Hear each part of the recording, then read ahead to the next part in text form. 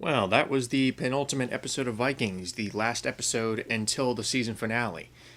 And the season finale is actually tomorrow, so I'm actually surprised that I was able to catch up before the season actually ended. So I beat it by one day. That's something. But back on topic. This episode, it not only does it deal with the aftermath of the huge battle of the previous episode, but in addition, it really lays the groundwork for what could potentially be a very heart-wrenching season finale, a very character-driven season finale. This episode was character-driven, and now what I mean by that is, the plot of this, the Vikings basically try again. They try again to get into the city. They try a more covert attack. Lagatha sneaks in and climbs up the bridge by swimming up there, and she and her guys basically send the signal to the other Northmen saying coast is clear, so they come, except they still cannot breach the city. They get really close. They get this close to actually getting in.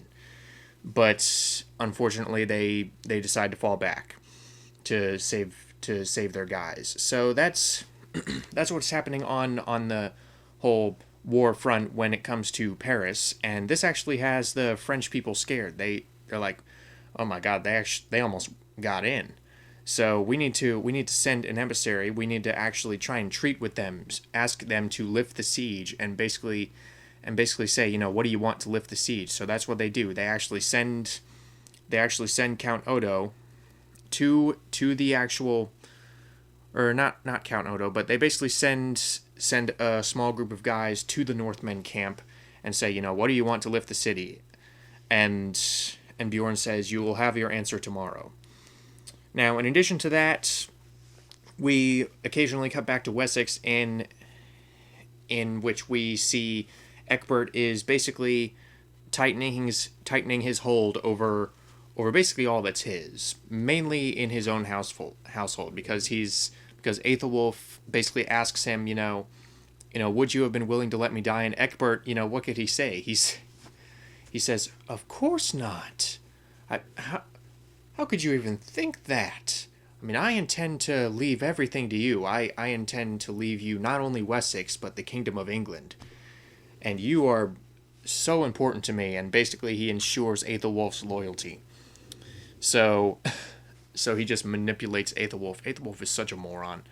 But Egbert, not only does he ensure his son's loyalty, at least for the time being, and continue to just play him like a fiddle, but in addition, he tightens his hold over Judith, because he basically says, in exchange for my protection and my protection over you and your children, namely Alfred, I want you to be my mistress. Now, hopefully we will learn in the next episode what that actually entails, but again, Egbert really covering all of his bases in terms of, gaining influence and gaining power. I mean, he's a really smart cookie in the sense that he wants to have influence over everyone. He wants to have a trump card for everyone. He wants to have power over basically anything that he sees, and that's actually what I like about him, is that he's smart enough to possibly be able to do that. So yeah, the intrigue in Wessex is still keeping me interested. And in addition, we actually get some more character stuff for the French, the people in Paris, because Emperor Charles is basically being asked by Count Odo, why don't you come to the gate? Why don't you get in your armor and come to the gate to increase the morale of the men? Because that's what your grandfather would have done. His grandfather is Charlemagne, or was Charlemagne. And Emperor Charles basically says, no, I'm not my grandfather. And basically the entire episode, or at least the stuff that took place inside Paris, basically dealt with Emperor Charles coming to terms with, what to do about these Northmen, what to do to, increase his own esteem, or actually measure up to his forefathers. So that was fairly interesting. We don't really get too much in the way of Princess Gisla or Gisla. Morgane Polanski, her character. And we don't really get a whole lot with Count Odo besides him treating with the Vikings. But the main draw in this episode was Ragnar. This was a much more character-driven episode in the sense that in the sense that it really reminds us, Ragnar is the main character. And for the most part, I thought this show has done a much better job than Arrow has of creating this ensemble while at the same time keeping the focus on the main characters, or main character in this case, because we really sharpen the focus on Ragnar and his conflict, and we actually, this episode actually affords him the opportunity to look back at all he's done, not just rising through the ranks from Earl to King, but also with how far he's come in his own beliefs and his own views of not only his culture but also the people surrounding him. And basically he makes a decision. This is a spoiler alert, by the way. So at the end of the episode, he basically makes a decision to sneak off and treat with the French on his own. And basically his condition is that,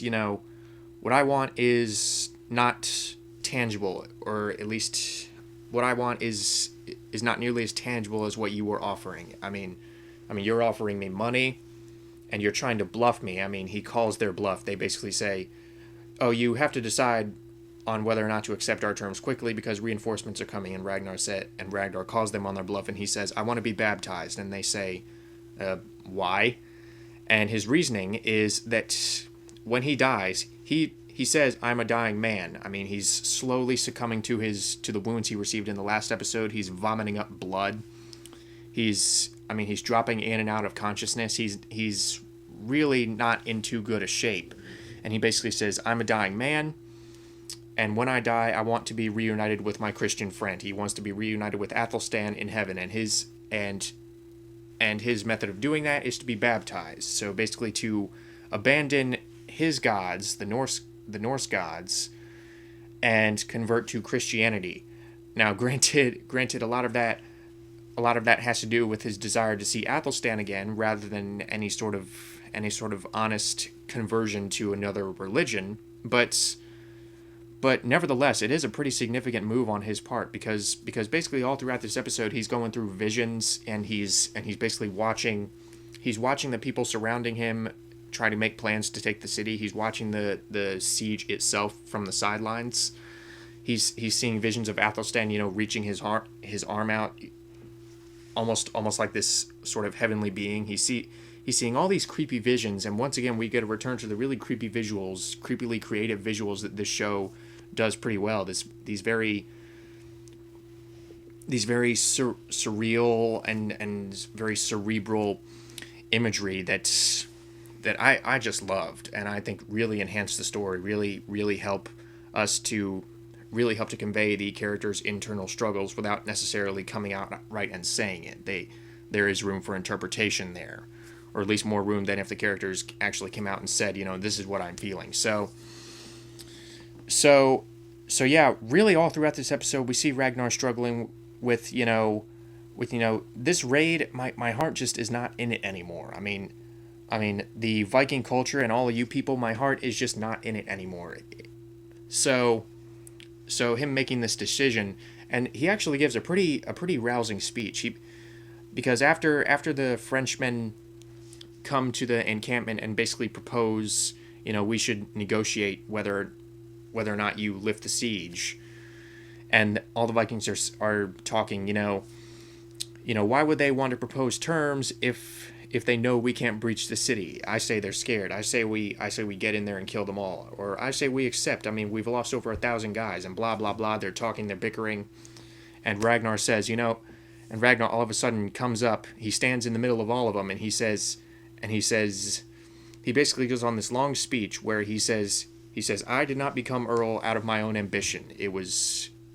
I had no choice because of the actions of others. And he points to Lagertha because she actually started the chain of events that put Ragnar as Earl back in season 1. And he said it was the same with my rise to being a Viking king. It was the actions of others. And he looks to King Horik's son. And he said, nevertheless, I am king. And what does a king do? He rules. I have the final say. Not you, not you, not you, not you, not you. Me. And basically he says, we will meet with them tomorrow. And basically he slinks off by himself early in the morning before anyone else has an opportunity to do anything, and goes through the Baptist ceremony. He is baptized as a Christian god, and that's where the episode ends. The episode ends with this cliffhanger, him looking, just after having been baptized by this priest. He doesn't even give them time to arrange a baptism. He says, "This is a man of God, and here's some water. We will do this now." So at the end of the episode, his allies finally catch up with him and are looking at him getting baptized, and he looks back at them, and there's just real moment of understanding of I have just irreversibly distanced myself from you guys for possibly the rest of eternity, or at least as far as they're concerned from a religious standpoint, because he's looking at Lagatha, he's looking at Floki, and they basically have this look of, you've betrayed us. They have these looks on their faces of, how could you do this? And Ragnar's looking at them basically without an ounce of genuine remorse on his face. He's basically looking at them with this look of resolution, basically saying, yes, I did this. And that's where the episode ends. And I actually thought that was a really interesting way to end the episode. Not with this big battle, not with this huge conflict, not with a show of bloodshed, but this really poignant character moment. And right away, I have to say that I really don't have too much else to say about this episode in particular, other than it was really enjoyable. We still got the occasional action scene, but for the most part, this was definitely more character driven, which was appropriate given how action packed the last episode was. This was just sort of the aftermath, and dealing with where the characters are going to go from here. But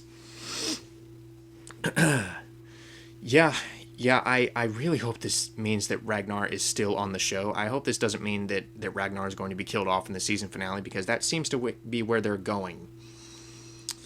And basically, I know the actual historical character, or at least if we're going by the legends, Ragnar Lodbrok or Ragnar Lothbrok, whichever you prefer.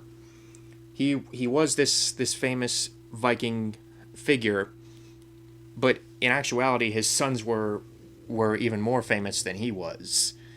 And in addition, he was captured by his enemies and killed. But so if we're going by him not getting killed off in the season finale, the circumstances of the actual legendary Ragnar don't really add up with the circumstances of this show at its current point, because in actual legend, he was killed by King Aela of Northumbria when he was taken prisoner and thrown into a pit of snakes. Now, they're nowhere near Wessex, they're in France. But at the same time, if I'm just going by the narrative and where they're going, and even Ragnar says, I am a dying man, and really the way the whole character arcs are proceeding, there's really not much in the way of going back. So the way everything is playing out, it seems like they're offering Ragnar one last hurrah before he eventually gives up. So yeah, I really hope that I'm wrong and they're not going to kill off Ragnar, because honestly, is he my favorite? Yeah, he's my favorite character. Well, it's really a tie between him and Lagatha. Although I like pretty much all the characters on this show. I can't really think of a character on this show that I absolutely hate, aside from King Aela of Northumbria, because he's just a moron. And honestly, when he first started out, he seemed like he was out of a different show, but I digress. I'm very anxious, more anxious than ever, to see how this season plays out. Whatever happens in the next episode, I'm definitely gonna watch it. I'm already hooked.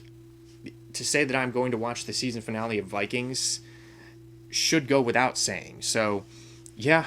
Until the season finale, man, these seasons go fast. And yeah, hopefully everything works out for the best.